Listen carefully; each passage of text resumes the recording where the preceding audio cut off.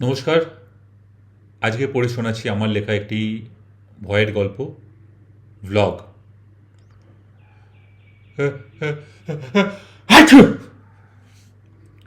নিজের হাঁচি শুনে আমি নিজেই ভয় পেয়ে গেলাম। বাপরে, এইভাবে কেউ হাঁচে? তাও আবার রাত 1:45টার সময়, নিঝুম দোতলা বাড়ির উত্তর পশ্চিম ঘরে। খুট করে একটা শব্দ হলো নিচের ঘরে। ভূত শিকারে এসে এসব শব্দ খুবই গুরুত্বপূর্ণ। আমি ভূত শিকারী আসলে নই, আমি হলাম ইউটিউবার। বাংলার বিভিন্ন অঞ্চলের মজার আর রোমাঞ্চকর লোককথা, প্রথা, পার্বণ এইসব নিয়ে ভিডিও বানাই। পুরনো ভিডিওর কমেন্টে মাঝে মধ্যেই দর্শকরা নতুন নতুন জায়গার আর বিষয়ের তথ্য দেয়, যা দিয়ে নতুন ভিডিও বানানো যায়। সপ্তাহখানেক আগে এই রকম তথ্য দিয়েছিল পূর্ব মেদিনীপুর জেলার এক দর্শক। তথ্যটি ভূতকেন্দ্রিক। তাদের জেলার পশ্চিম সীমানায় দেউলছাড়ি বলে একটি গঞ্জমতো জায়গা আছে। 1992 সালে কলেরার মহামারী শুরু হয় সেই গ্রামে। ভোট নিয়ে সেই গ্রামের সাথে দ্বিচারতা থাকায় পঞ্চায়েত বিশেষ গা করেনি। তারপর যখন অর্ধেক গ্রাম ফাঁকা হয়ে যায় মানুষ মরে, তখন আঞ্চলিক পৌরসভা নড়েচড়ে বসে। মেদিনীপুর থেকে স্বাস্থ্যকর্মী এনে বাকি মানুষদের ভর্তি করা হয় জেলা হাসপাতালে। তাদের মধ্যেও অর্ধেক বাঁচে, অর্ধেক মারা যায়। সেই থেকে এই গঞ্জের অর্ধেকের বেশি বাড়ি খালি পড়ে আছে। বাকি যে কটা ঘর আছে সেখানে কয়েকজন বুড়ো বুড়ি থাকে মাত্র। ছেলে ছোকরারা চলে গেছে শহরে। সেই গঞ্জের বেশিরভাগ বাড়ি এখন ভূতের আস্তানা। সচরাচর সেদিকে কেউ মারায় না। বুড়ো বুড়ি যারা আছে তারা বসে বসে দিন গুনছে। মানুষ, ভূত সবই এখন তাদের কাছে তুল্যমূল্য। এসব কথা বলে একটা ভিডিও আমি বাড়িতে থাকতেই বানিয়ে ফেলেছিলাম।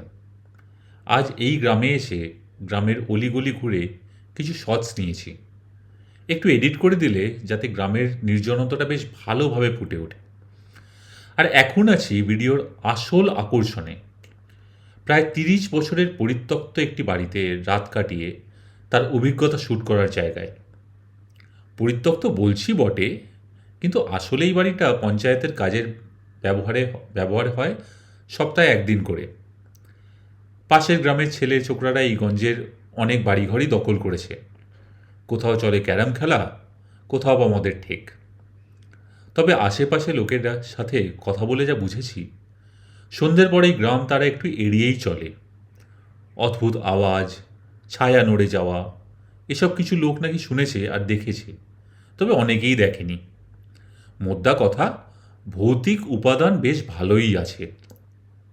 আমার যে দর্শক আমার জায়গাটার খোঁজ দিয়েছিল, তার মারফত পঞ্চায়েতের সাথে যোগাযোগ করে আমি এই বাড়িটায় একটি রাত কাটানোর অনুমতি নিয়েছিলাম।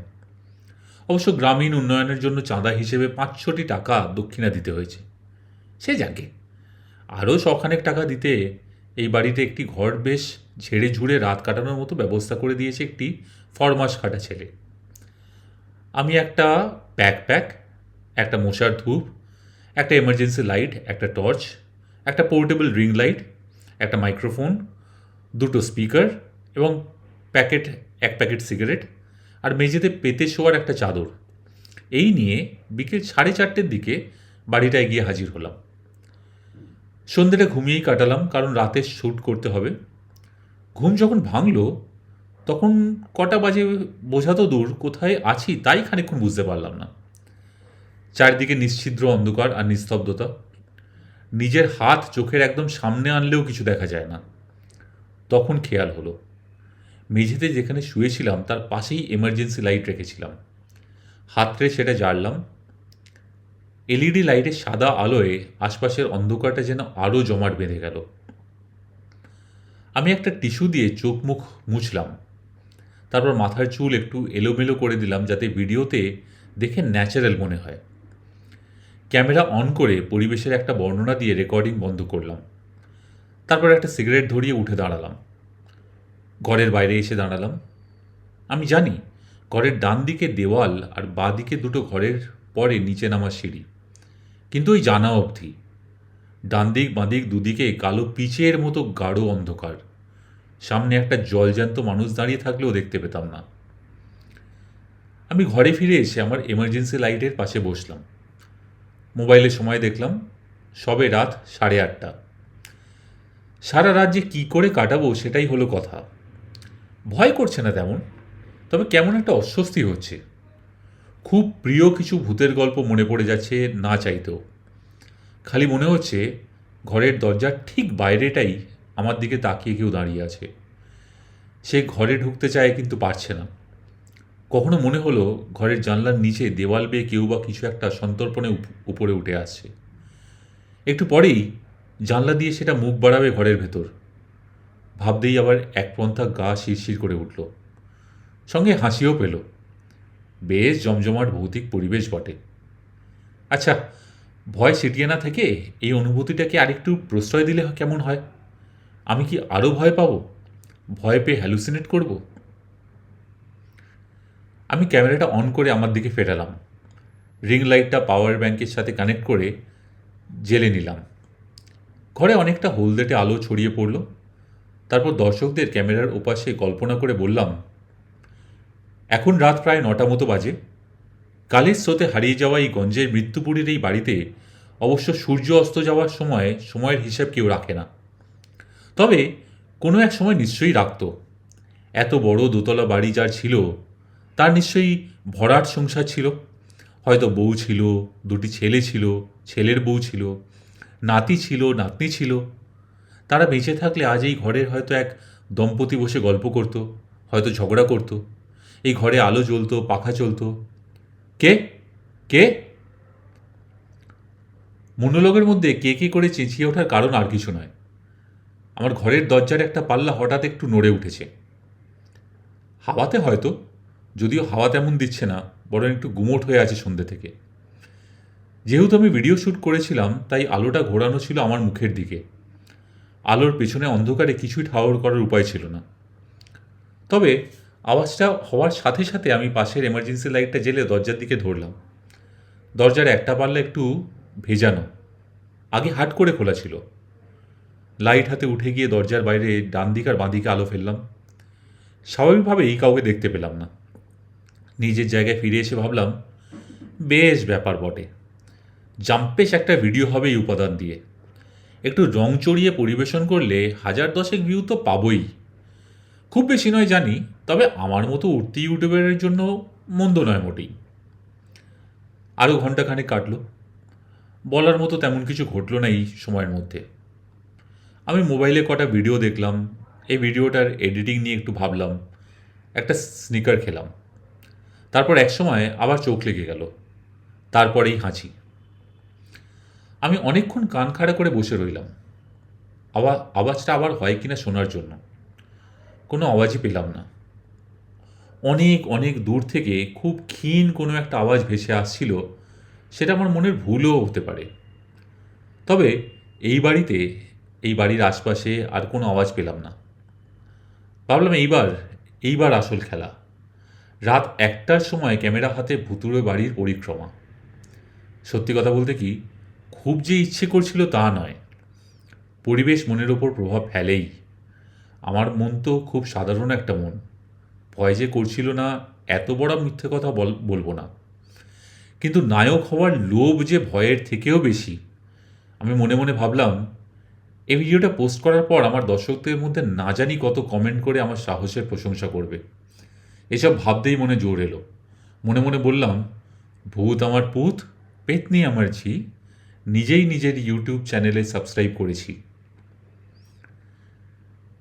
ক্যামেরাটাকে একটা গিম্বলে আটকে এক হাতে ধরলাম, আরেক হাতে নিলাম এমার্জেন্সি লাইটটা।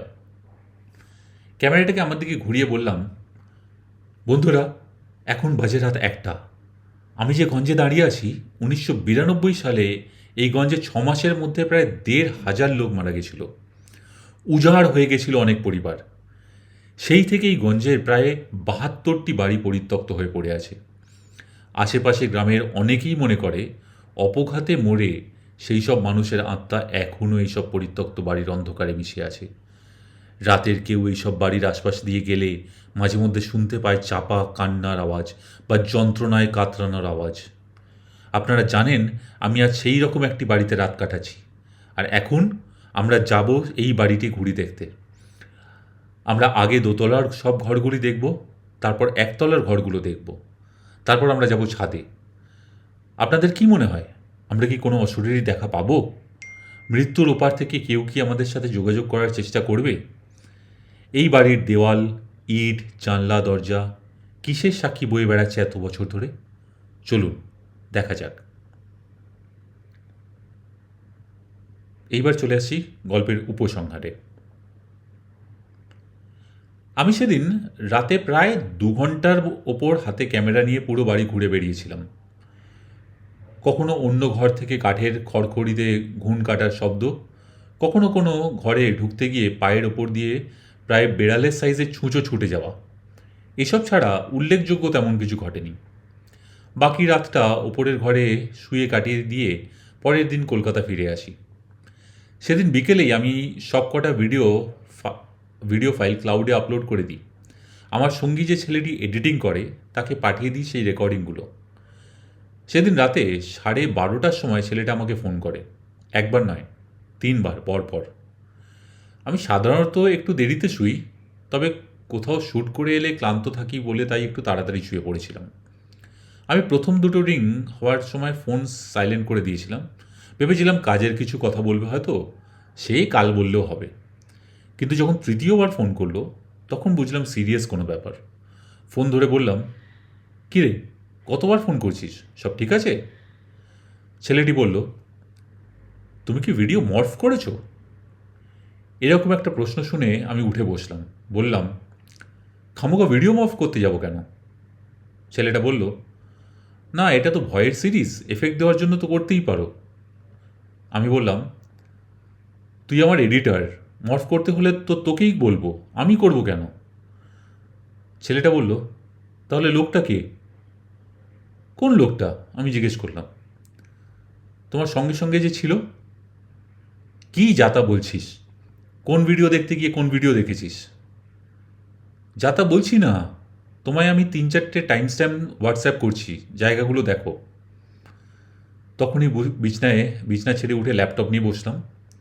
টাইম স্ট্যাম্পের জায়গাগুলো দেখলাম, আর যা দেখলাম তাতে আমার গা হাত পা অসাড় হয়ে গেল।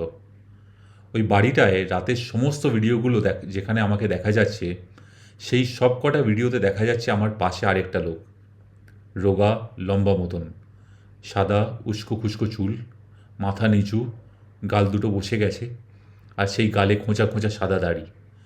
সব কটা ভিডিওতে দেখা যাচ্ছে হয় সে আমার পাশে বসে আছে, বা দাঁড়িয়ে আছে, বা পিছু পিছু হেঁটে আসছে। এই ভিডিওটি ইউটিউবে পোস্ট করিনি। আমার এডিটের ছেলেটার মতো আমার দর্শকরাও নয়তো ভাববে আমি ভিডিওটা মর্ফ করেছি। বদনাম একবার রটলে আর দেখতে হবে না। গল্পটা কেমন লাগলো জানাবেন। ইচ্ছে আছে আরও নিজের লেখা ভয়ের এরকম অনেক গল্প পোস্ট করার। যদি পছন্দ হয় সাবস্ক্রাইব করবেন, আর নতুন স্টার্ট করছি, ভালো লাগলে নিশ্চয়ই শেয়ার করবেন। শোনার জন্য অসংখ্য ধন্যবাদ।